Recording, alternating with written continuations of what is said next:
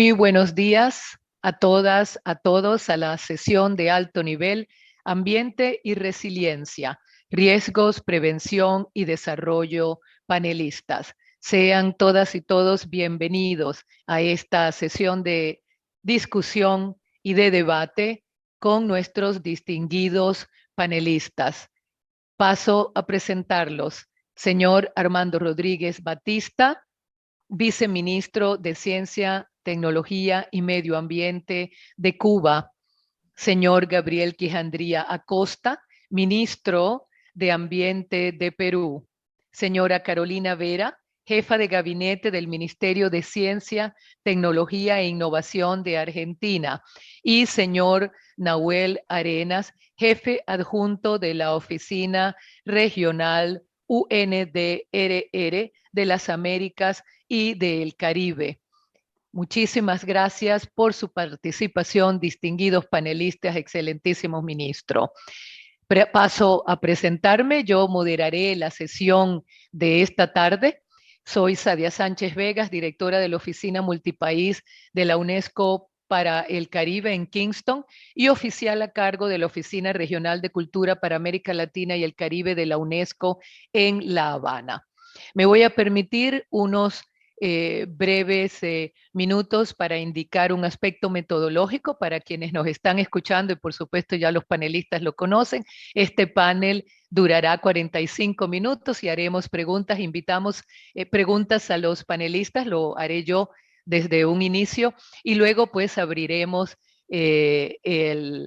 el panel a preguntas para que nuestros distinguidos panelistas puedan responderles. En términos de la contextualización de este panel, que como dije, se titula Ambiente y Resiliencia, Riesgos, Prevención y Desarrollo Sostenible, creo que es importante colocarnos en el contexto de la realidad de América Latina y del Caribe en esta materia.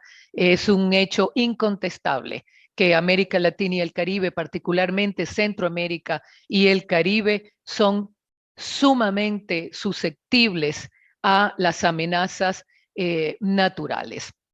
Diría entonces que desde esta perspectiva, si bien el cambio climático incide, hay también condiciones de naturaleza estructural que también conllevan a ser víctimas y amenazados por esto que prefiero no llamar desastres naturales, sino amenazas naturales.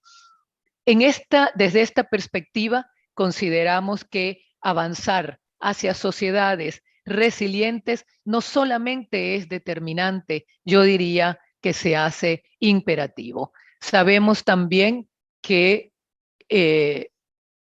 nuestras sociedades, o diría que globalmente, precisamente las desigualdades que son estructurales afectan también de manera grave y en casos dramática a aquellos sectores que se han hecho más vulnerables, que son más vulnerables, más empobrecidos,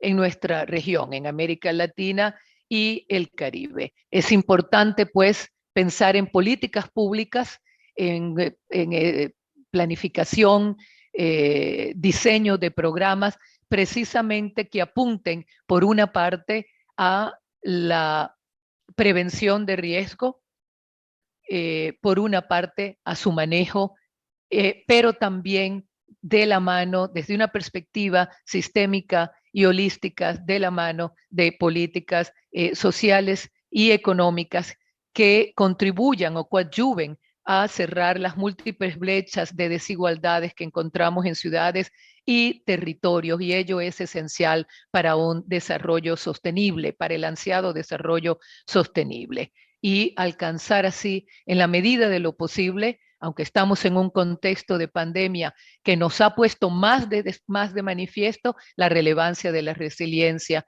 ante los cambios, ante los problemas ambientales y cambio climático. Paso pues, una vez dicho estas breves palabras, a hacer la primera pregunta. Señor viceministro Armando Rodríguez Batista, viceministro de Ciencia, Tecnología y Medio Ambiente de Cuba. Pregunto, ¿cómo se articulan desde el Ministerio de Ciencia, Tecnología y Medio Ambiente de Cuba las acciones ambientales con el desarrollo científico y tecnológico, considerando que los fines y objetivos de cada uno pueden en ocasiones ser antagónicos? Tiene usted la palabra, señor viceministro.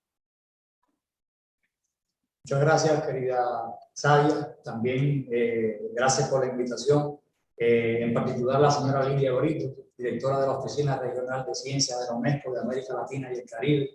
Al señor Roberto Salvareza, ministro de Ciencia, Tecnología e Innovación Productiva de la República de Argentina. Y nos parece que este es un espacio global para el intercambio de experiencias sobre estos asuntos tan importantes. Le agradezco en particular su pregunta porque probablemente Cuba sea uno de los escasos países que tiene hoy un Ministerio de Ciencia, Tecnología y Medio Ambiente, lo cual reúne en un único organismo elementos tan importantes para garantizar la investigación, la innovación y también la protección al medio ambiente y el enfrentamiento al cambio climático. En primer lugar, destacar la voluntad política expresa del gobierno y del Estado cubano con el desarrollo sostenible y con enfrentar los retos del cambio climático. En un archipiélago como el nuestro, que es particularmente vulnerable, estamos muy conscientes de que las afectaciones del cambio climático no harán sino continuar expresando los problemas ambientales que ya están acumulados. Y es por eso que el gobierno le da total prioridad a ese enfrentamiento, y los principales elementos conceptuales, las principales plataformas del Estado y del gobierno, llámese el Plan Nacional de Desarrollo al 2030, llámese las políticas públicas, tienen presencia de la importancia de trabajar en función de enfrentar el cambio climático. Y las políticas de ciencia tienen un rol importante en esa respuesta. Y es por eso que las principales políticas aprobadas en el último lustro, que tienen que ver con la ciencia, con qué se investiga, que tienen que ver con qué capacidades tecnológicas, qué capacidades científicas creamos en el país en este ámbito, pues bueno, se construyen también pensando en cuáles son los requerimientos de sostenibilidad y de desarrollo sostenible en el país. Recientemente, nuestro presidente puso en vigor un sistema de trabajo, de gobierno, basado en la ciencia y la innovación. Y se identificaron grupos de sectores que son paradigmáticos, que son medulares para que ese sistema de gobierno los identifique como prioridades. Y el cambio climático es uno de ellos. Y es por eso que la comunidad científica cubana, que tiene hoy 50 universidades, que tiene 229 centros de investigación en todos los campos de la ciencia, pues bueno, tenga como prioridad el enfrentamiento al cambio climático y el aporte al medio ambiente. Y aquí es muy importante resaltar que no podemos identificar un campo de la ciencia particular que aporte de manera específica a los retos del cambio climático, ¿no? Todos los campos de la ciencia, de todos los campos del conocimiento tienen una capacidad para aportar. Inclusive la ciencia social, en muchos casos se ve un poco apartada, y sin embargo es tan importante una buena comunidad científica en ciencia social como una buena comunidad científica en ingeniería o en otros ámbitos de la ciencia. La agricultura, que también tiene un rol fundamental. Ahora, Cuba tiene una experiencia a partir de ese potencial humano en investigación. La biodiversidad cubana no se está investigando desde hoy. Llevamos varias décadas con un desarrollo de programas de biodiversidad, en programas que han enfrentado y han caracterizado no solamente la biodiversidad, sino también los problemas ambientales que tenemos. Y eso nos coloca en una mayor determinada comodidad para identificar las líneas base, para identificar las metas indicadores hacia donde tenemos que movernos. Y eso es un aporte de la ciencia que ayuda mucho al enfrentamiento al cambio climático. Si lo digo con probablemente aspectos que son de referencia internacional, la playa de Varadero, que es ampliamente conocida, sobre todo para Europa, Estados Unidos, turistas, prácticamente todo el mundo. Bueno, la playa de Varadero en Cuba pierde 50.000 metros cúbicos de arena de origen biogénico anualmente, y retrocede su línea costera 1,2 metros lineales. Y una de las formas de enfrentar eso ha sido a través de la ciencia y a través de la ingeniería. Los paquetes tecnológicos de recuperación de playa, de vertimiento de arena han salido precisamente de nuestros centros de investigación, lo cual es un elemento importante. También hay un grupo de programas basado en la ciencia. La meteorología cubana es fuerte. Tenemos 1.300 investigadores en todo el país, 8 radares, 6 centros de investigaciones de diferentes ámbitos, lo que nos permite que también haya una valoración de los escenarios. Y hay un elemento importante. Cuba ha desarrollado durante las últimas décadas un macroproyecto de peligro, vulnerabilidad y riesgo territorial para cada una de las provincias del país, y un proyecto de peligros y de vulnerabilidad costera 2050-2100, lo que ha permitido, de conjunto con el IPCC, etcétera, a identificar cómo Cuba de manera particular se verá afectado por estos retos del cambio climático. De hecho, quiero aprovechar, hablando del tema de la biodiversidad, y también poniendo en contexto este evento organizado por la UNESCO, que nuestro presidente Díaz-Canel, en el día de ayer, a través de su Twitter, nos decía que desde hace algunos días, fuerzas del Cuerpo de Guardabosques y autoridades ambientales de Holguín y de Guantánamo, que son 2 provincias en la parte oriental de Cuba, combaten un incendio de grandes magnitudes en zonas del Parque Nacional Alejandro de Humboldt, importante sitio para la conservación de la biodiversidad en Cuba. Y quiero decir que este sitio ha sido declarado por UNESCO Patrimonio Mundial en el año 2001.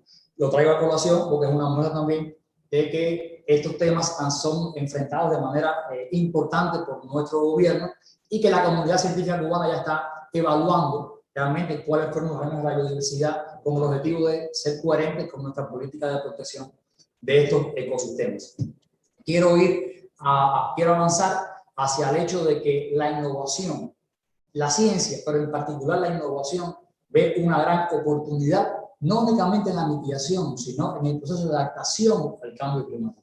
Y quiero destacarlo en particular para resolver los problemas locales. Y el desarrollo local en Cuba no se enfoca, sino es con la claridad de que los problemas ambientales y los problemas asociados al cambio climático tienen que ser abogados de la ciencia en cada uno de estos.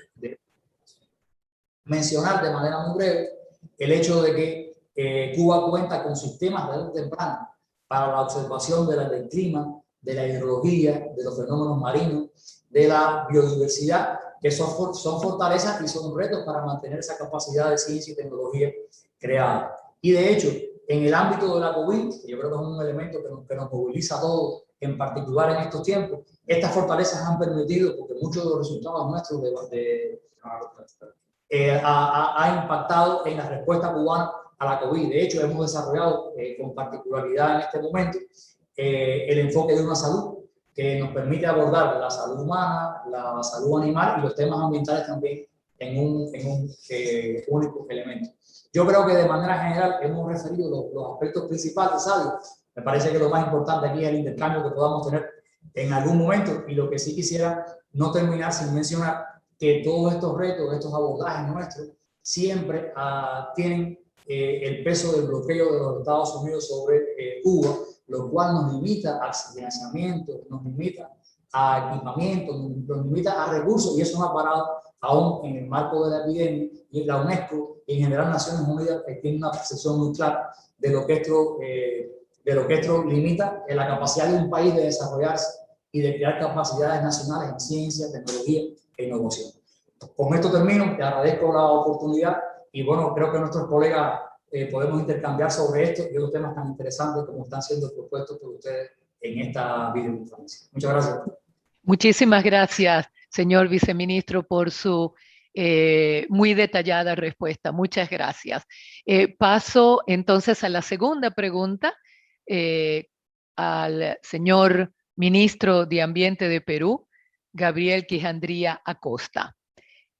¿Cómo se trabaja, señor ministro, desde el Ministerio del Ambiente del Perú en la construcción de una resiliencia social y comunitaria a los desafíos del desarrollo y a la construcción de una cultura de resiliencia que valore e incorpore los conocimientos tradicionales. La palabra es suya, excelentísimo ministro. Muchísimas gracias, Sadia, y quiero agradecer en primer lugar a la Oficina Regional de UNESCO de Ciencias para América Latina y el Caribe y al Ministerio de Ciencia, Tecnología e Innovación de la República Argentina por la invitación para acompañarlos en este panel. Es un gusto poder participar en este intercambio de experiencias sobre cómo venimos incorporando desde diferentes países de la región esta perspectiva de resiliencia, algo absolutamente necesario, en el cual necesitamos combinar, como señalaba el viceministro anteriormente, esta información científica, todo este trabajo de la generación de lo que normalmente se llama datos duros, ¿no? Datos de evidencia, con esta otra mirada alternativa o complementaria, que es la que está vinculada a la pregunta que usted me hace, Sadia, y que es este tema, bueno, ¿cómo eso se combina con los conocimientos tradicionales? ¿Cómo eso articula en la construcción de una resiliencia sostenida en el trabajo con la sociedad, con las comunidades? Y en el Perú esto es un tema extremadamente importante, en la medida que nosotros, por la conformación geográfica y ecológica que tenemos, somos un país altamente vulnerable a los temas de cambio climático. Uno de los temas más visibles, por ejemplo, de los efectos que estamos viendo en el Perú es el tema del retroceso de los glaciares, ¿no? Nosotros, en los últimos cálculos que ha hecho el Instituto Nacional de Montañas y Ecosistemas, de glaciares y ecosistemas de montaña, muestra que hemos perdido, comparado con 1970, alrededor del 53% de la cobertura glaciar que teníamos originalmente. Con lo cual tiene toda una implicación, porque en el Perú, la gran cantidad o sea, la mayor cantidad de población, alrededor del 70% de la población, y alrededor del 85% de la actividad productiva están concentradas del lado de la vertiente del Pacífico, donde tenemos menos del 2% del agua disponible, ¿no? Y todo el resto del agua va hacia la vertiente del Atlántico, o sea, drena hacia el lado de Brasil y termina saliendo pues, al mar por el Amazonas, y ahí es donde tenemos menos gente y donde tenemos menos actividad productiva. Entonces, el reto es inmenso en términos del tema estructural. No por nada, en nuestras NDC, que ahora estamos llamando nuestro desafío climático, para darle mucho más fuerza en términos de apropiación interna respecto a esta sigla, nosotros estamos identificando una serie de medidas vinculadas al tema de gestión del recurso hídrico como fundamentales, ¿no? O sea, como parte fundamental de nuestro paquete de medidas asociadas a adaptación del cambio climático. Eso lo estamos haciendo, impulsando en una serie de esfuerzos que han venido, en primer lugar, construyendo el marco institucional. En el 2018 aprobamos nuestra ley marco sobre cambio climático, el 2019 su reglamento, y venimos trabajando el Plan Nacional de Adaptación, la Estrategia Nacional ante el Cambio Climático al 2050, buscando carbono neutralidad, pero también el avance en la resiliencia, y eso, o sea, lo que está generando es todo el marco mayor, digamos, ¿no? Todo la construcción del escenario, al cual se une también todo el trabajo en los espacios de toma de decisiones, que incluyen la Comisión de Alto Nivel de Cambio Climático, que es especie de Consejo de Ministros reducido, ¿no? Un Consejo de Ministros específico para discutir los temas de cambio climático. Por primera vez esto se está discutiendo a este nivel de toma de decisión en el Estado peruano, y eso es algo importante. Pero tenemos también un espacio que es la Plataforma de Pueblos Indígenas para enfrentar el cambio climático, donde estamos pudiendo tener la retroalimentación y las propuestas desde los pueblos originarios respecto a cómo responder frente a los retos del cambio climático y cómo aprovechar también las oportunidades que están vinculadas, por ejemplo, a todo el tema de las finanzas climáticas que están dando vueltas en el mundo, respetando de manera escrupulosa las salvaguardas y buscando ver cómo lograr que estas finanzas climáticas permitan potenciar intervenciones con apoyo y con base en estas comunidades originarias, en el ámbito andino, en el ámbito amazónico también, ¿no? O sea, que permitan mejorar la gestión de los bosques, que permitan mejorar la gestión de estos ecosistemas productores de agua, por ejemplo, que son muy importantes en el ámbito andino, por ejemplo, ¿no? Entonces, es en este marco que nosotros estamos impulsando una serie de medidas en las cuales el componente o el enfoque de soluciones basadas en la naturaleza, que es este gran concepto que está ahora en discusión a nivel mundial, está muy, muy presente. ¿Por qué? Porque nosotros en el país, siendo un país vinculado o que está dentro de la matriz de la cultura andina, de la civilización andina, es un país en el cual hay una expertise muy, muy grande, histórico, respecto a la construcción de estas soluciones basadas en la naturaleza, que caracterizan a la civilización andina, ¿no? Esta capacidad para adaptarse a un ecosistema y a un clima retadores, y que obligaron a llevar la inventiva del ser humano pues al máximo, ¿no? En la construcción de las terrazas para poder generar tierra agrícola, en el manejo de humedales o de ecosistemas productores de agua. Entonces estamos trabajando de manera muy, muy importante en términos de poder recuperar parte de estos conocimientos y prácticas ancestrales y desplegarlos como parte del herramental o de la caja de herramientas de soluciones combinadas con información científica y la información de evidencia más fuerte que podamos tener.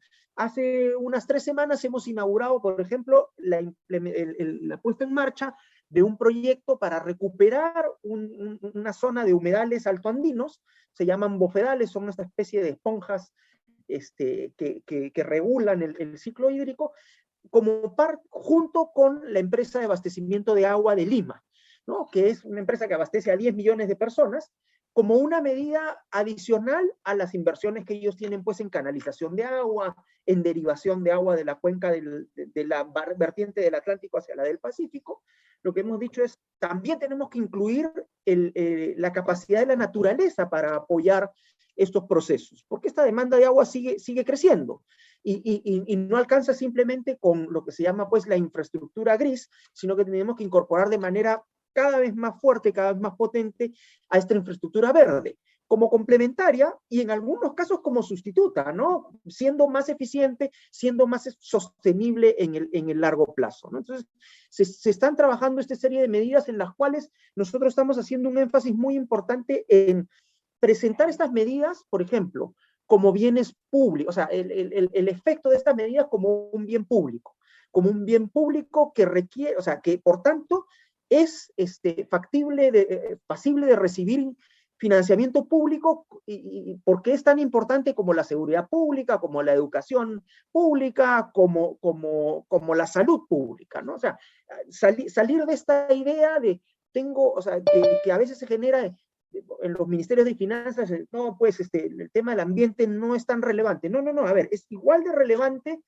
que los temas de seguridad pública, por ejemplo, seguridad ciudadana. Entonces, si yo no aplico criterios flexibles para evaluar, por ejemplo, el equipamiento de la policía, porque hay cosas que van más allá de la simple evaluación del costo-beneficio, esa misma lógica la tengo que aplicar en los temas ambientales y en los temas que tienen que ver con la generación de resiliencia para responder a los retos que estamos viendo, que además se han hecho absolutamente patentes como resultado de la COVID-19, ¿no? O sea, hemos visto cómo esta pandemia ha tenido un efecto sobre las construcciones sociales, sobre la economía, sobre el relacionamiento social, pero la naturaleza, pues, no se ha visto afectada, o más bien se ha visto afectada de manera positiva por nuestro retroceso, ¿no? Por nuestra, y el tema es, y un mensaje que estamos, ya para terminar, que estamos dando muy fuertemente desde hace unos meses es este lema de la naturaleza está de regreso. O sea, la naturaleza en realidad nunca se fue, pero está de regreso en nuestra mente, ¿no? Está de regreso en la necesidad de entender que la naturaleza es el mejor aliado que podemos tener para impulsar desarrollo y más aún desarrollo resiliente y sostenible en el largo plazo. Muchísimas gracias. Muchísimas gracias a usted, señor ministro, por la muy amplia respuesta, muy detallada. Muchas gracias. Paso entonces a la tercera pregunta y esta sería para la señora Carolina Vera, jefa de gabinete del Ministerio de Ciencia, Tecnología e Innovación de Argentina. Señora Vera, esta es la pregunta. ¿Cuál es la visión del ministerio con relación al desarrollo de soluciones basadas en la ciencia, la tecnología y la innovación a los desafíos que plantean los riesgos climáticos y cómo se incorpora la mirada o cómo se incorporaría la mirada hacia la construcción de una sociedad más resiliente? La palabra es suya, señora jefa de gabinete. Adelante.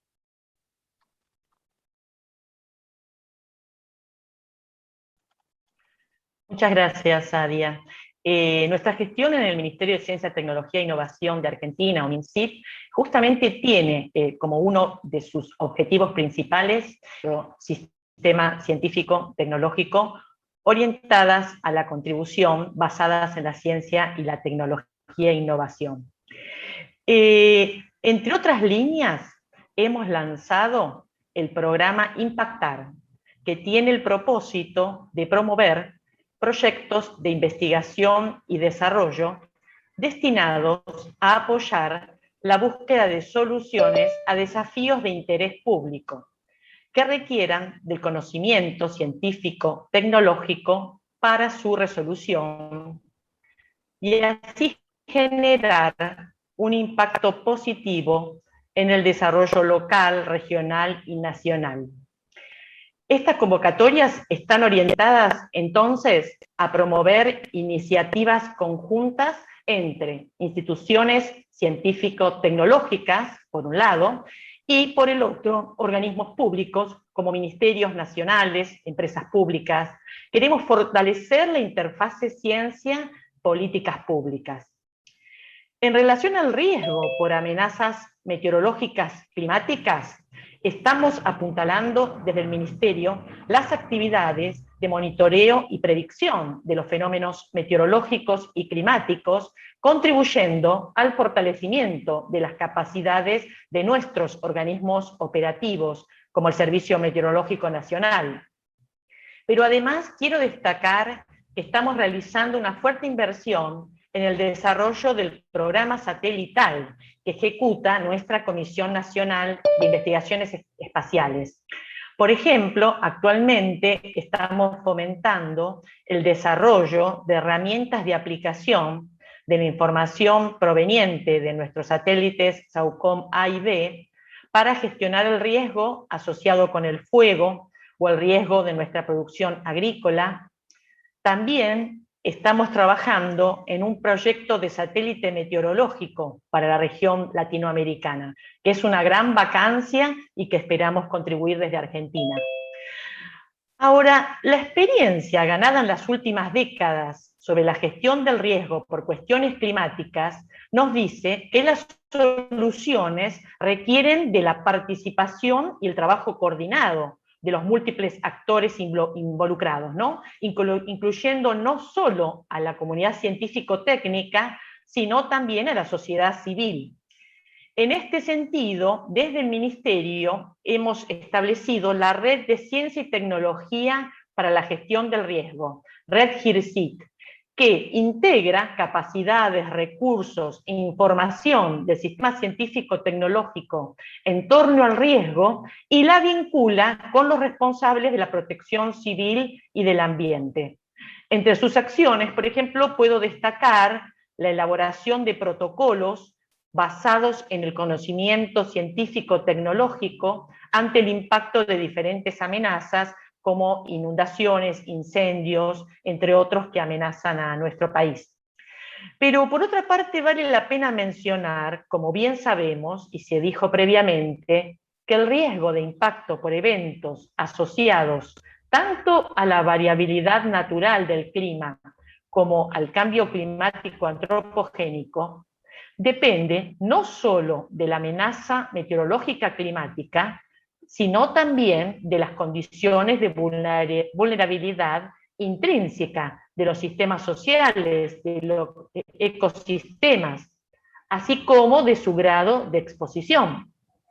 Como definió el IPCC del cual como investigadora formo parte, en el reciente informe que publicamos sobre el calentamiento global de 1,5 grados, un desarrollo resiliente al clima combina tanto la adaptación y mitigación del cambio climático con el desarrollo sostenible y está fuertemente arraigado también en el problema de la equidad.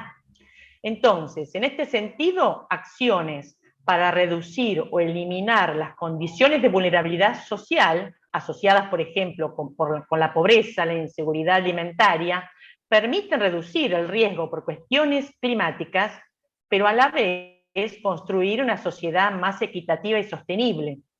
Entonces, en este sentido, para terminar, me gustaría mencionar la convocatoria que hemos lanzado desde nuestro ministerio, desde Ciencia y Tecnología contra el Hambre, que lanzamos en conjunto con el Ministerio de Desarrollo Social de la Nación y el Consejo Nacional de Coordinación de Políticas Sociales, acompañando el Plan Nacional de Argentina contra el Hambre, que lanzó nuestro presidente Alberto Fernández.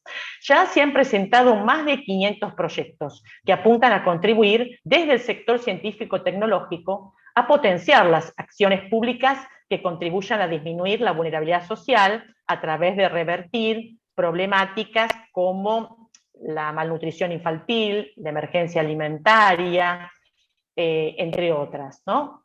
Y asimismo estamos apoyando proyectos de ciencia, tecnología e innovación que promuevan la transición energética y también aporten a sistemas agrícolas más sostenibles e inclusivos, entre otras temáticas. Es decir, me gustaría terminar con esta reflexión, que entonces las vías del desarrollo que son resilientes al clima son aquellas que fomentan a la vez el bienestar para las personas y el ambiente. Esta pandemia nos ha mostrado la capacidad de la sociedad para transformarse y a la vez la importancia de reflexionar cuidadosamente sobre nuestros posibles futuros. Es en este contexto que desde la ciencia y la tecnología tenemos entonces enormes oportunidades para seguir aportando a esta reflexión. Muchas gracias. Muchísimas gracias por su también explícita respuesta. La última pregunta de esta mañana es para Nahuel Arenas, jefe adjunto de la Oficina Regional UNDRR de las Américas y el Caribe. Esta es la pregunta. ¿Cuáles son las acciones que desde el UNDRR se encaminan para incorporar una visión de la gestión de riesgo de desastres que incorpore fuertemente a la ciencia y la tecnología y que pueda apoyar a los estados en la construcción de una comprensión y anticipación de los riesgos? La palabra es suya, Ana Juez. Bueno, muchas gracias, Sadia, por la pregunta. Muy buenos días a todas y a todos. Muchas gracias al Ministerio de Ciencia y Tecnología de Argentina y a UNESCO por la invitación. Para quienes no sepan, UNDRR o UNDRR es la Oficina de Naciones Unidas para la Reducción de Riesgo de Desastres, y somos la agencia de las Naciones Unidas que vela por la implementación y acompañamos a los países y a las contrapartes en la implementación del marco de Sendai para la reducción de riesgos de desastres, que es la hoja de ruta global adoptada por Naciones Unidas en el 2015 para la reducción de riesgos de desastres. En primer lugar, para abordar el riesgo hay que comprenderlo. Esa es la primera prioridad de las 4 que tiene el marco de Sendai. La primera es comprender el riesgo. Y es en este sentido que el marco de Sendai otorga a la ciencia, a la tecnología y a la comunidad académica un rol fundamental. Recordemos que el marco de Sendai propone un cambio de enfoque, un cambio de paradigma muy importante, muy relevante, de poner el foco en el desastre y en la gestión del desastre, a poner al riesgo en el centro de nuestras preocupaciones. O sea, la reducción del riesgo es el centro debe ser el centro de nuestras preocupaciones, entendiendo que reduciendo los riesgos, evidentemente vamos a reducir los desastres. Como Sadia has dicho al principio, los desastres no son naturales. Los fenómenos pueden ser naturales, los fenómenos pueden ser biológicos, también como en el caso de la pandemia, los fenómenos pueden ser tecnológicos, etc. Pero que estos fenómenos se transformen en un desastre, como decía Carolina Vera, tiene que ver con nuestras decisiones, con los factores subyacentes del riesgo, nuestras decisiones y nuestras acciones. En ese sentido, el marco de Sendai propone una mirada mucho más preventiva y no reactiva, no solo para abordar el riesgo existente, sino también y sobre todo para evitar la creación de nuevos riesgos. Lamentablemente en el mundo generamos riesgo a una velocidad mayor que nuestras acciones de reducción y mitigación del riesgo. Y para reducir y gestionar el riesgo de manera efectiva, como decía, dependemos del conocimiento científico de esos factores subyacentes del riesgo, de los factores que generan el riesgo, y que en última instancia tienen que ver con esas condiciones que generan vulnerabilidad y exposición, como pueden ser la pobreza, la desigualdad, la degradación ambiental, el mal uso del suelo, la corrupción, etcétera, etcétera. Y también del conocimiento de cómo se comporta el riesgo, de cómo se expresa y cómo se materializa en la sociedad, como también decíamos, se expresa de una manera también diferencial con los diferentes grupos de la sociedad. Entonces, en función de esto, respondiendo concretamente a la pregunta, trabajamos de la mano con la comunidad científica, tecnológica y académica. Tenemos un grupo asesor a nivel global y un grupo asesor a nivel regional con quienes interactuamos de manera permanente. Apoyamos redes académicas, programas de formación, impulsamos y apoyamos una agenda de desarrollo en reducción de riesgo de desastres. Publicamos informes que buscan, por supuesto con el apoyo de la comunidad científica, tecnológica y académica, que buscan traducir esos datos, esa evidencia y ese conocimiento en recomendaciones prácticas de política pública. Por ejemplo, recientemente, el mes pasado, lanzamos el informe regional de riesgo para las Américas y el Caribe, que hace un raconto de la situación de reducción de riesgo en la región, el estado de situación, un análisis crítico de las medidas adoptadas por los diferentes países, y también propone unas líneas de acción muy concretas. Pero bueno, efectivamente, con todo esto lo que buscamos es acompañar a los países, a los gobiernos nacionales, a los gobiernos locales, a los diferentes actores de la sociedad, a entes regionales y subregionales, en el diseño y en la implementación de políticas informadas por el riesgo. Es decir, no solo de políticas de reducción de riesgo de desastres, sino también de todo tipo de políticas sectoriales que deben, como han dicho varios de los ponentes, estar absolutamente informadas por el riesgo, políticas sectoriales como de vivienda, de agricultura, de educación, de salud, etc.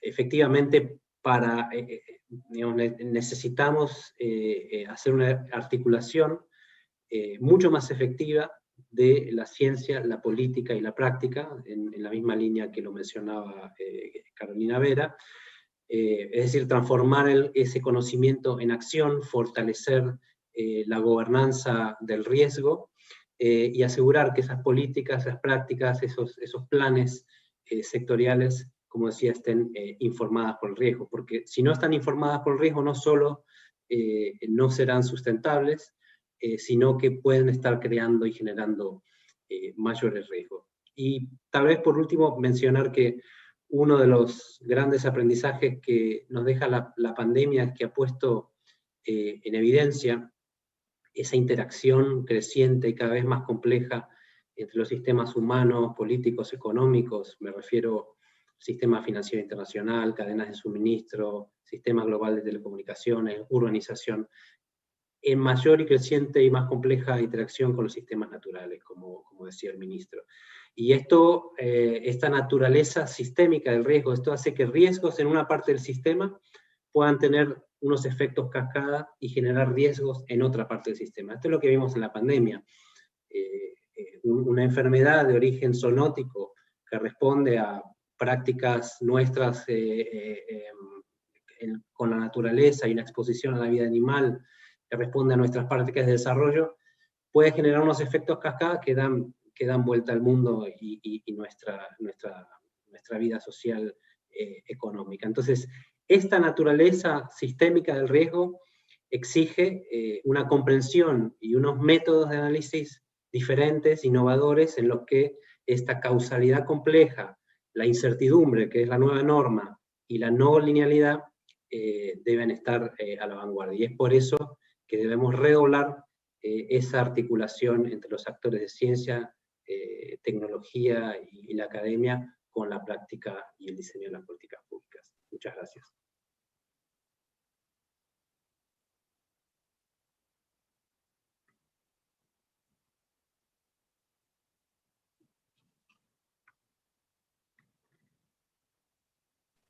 Muchísimas gracias por la detallada respuesta desde la perspectiva de Naciones Unidas, que específicamente de la Oficina de Reducción de Riesgos de Desastres, de la Oficina Regional, porque es la respuesta también a que se alinea con las prioridades y con la propia planificación de los Estados miembros. Nos quedan 5 minutos. Nos quedan solo 5 minutos para terminar con esta discusión, con sus respuestas. En un minuto, por favor, a cada uno de los distinguidos participantes.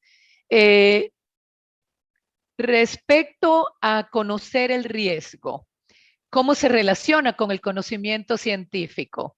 ¿Sería la academia? Pregunta, esto es una pregunta desde el público.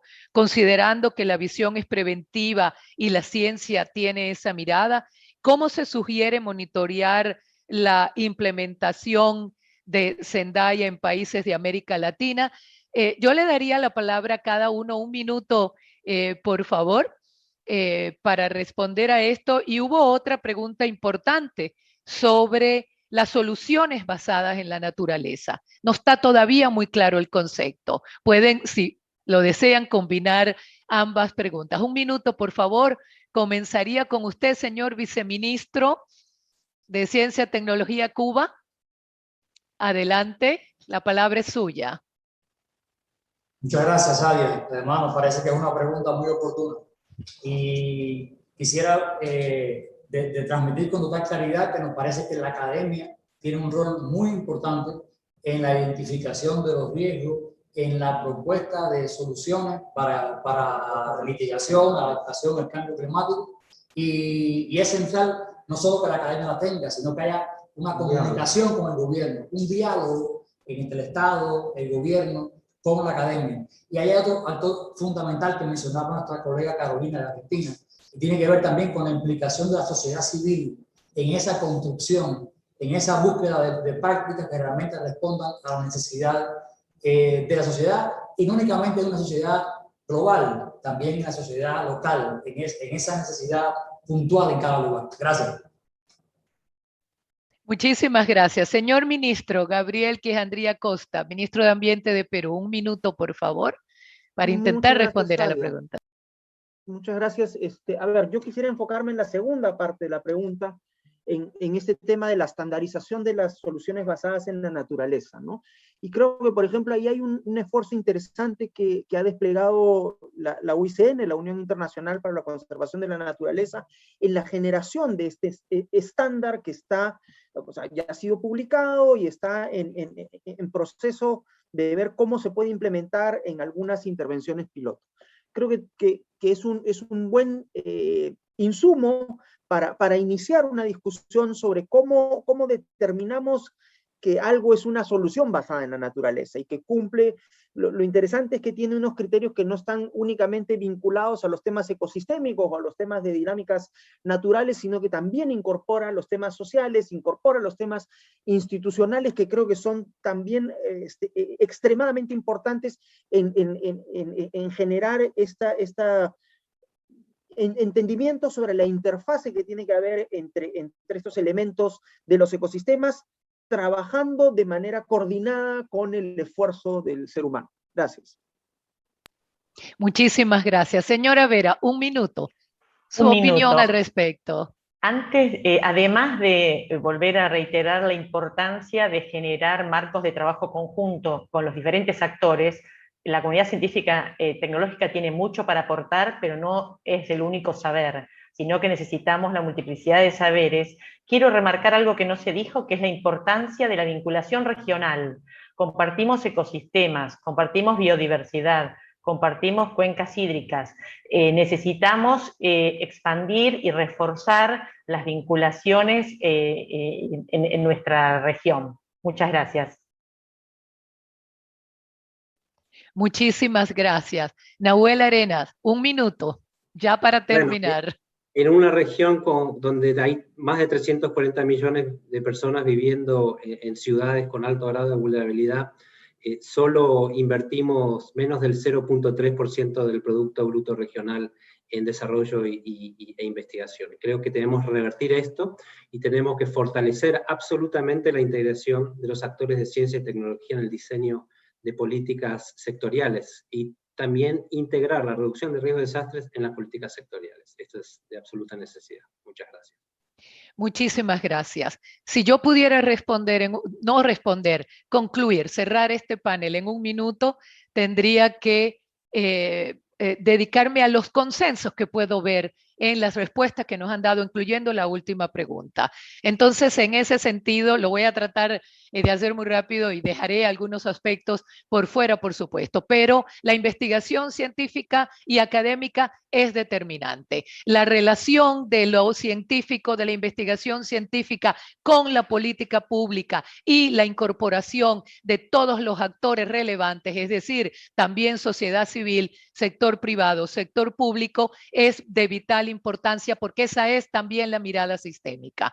Por otra parte, se refería el ministro de Perú concretamente a las estrategias basadas en la naturaleza, dio ejemplos específicos sobre ellos, pero se requiere quizás una mayor discusión en ello. Y no puedo dejar de mencionar el último comentario que hizo la señora Carolina Vera sobre la necesidad de una vinculación regional, expandir el horizonte, expandir la mirada desde la integración regional, si se quiere, en ese sentido, sobre estos temas. Y muy importante, los riesgos deben comprenderse. Las Naciones Unidas trabaja en el marco de la Sendai y precisamente esa es la mirada. Es una mirada sistémica, una mirada holística. Pensemos en los análisis interseccionales, no solo intersectorales, interseccionales, con esa mirada a lo social, lo económico, a las vulnerabilidades de la pobreza, que también son de las desigualdades que son estructurales, y por supuesto la mirada científica y desde la política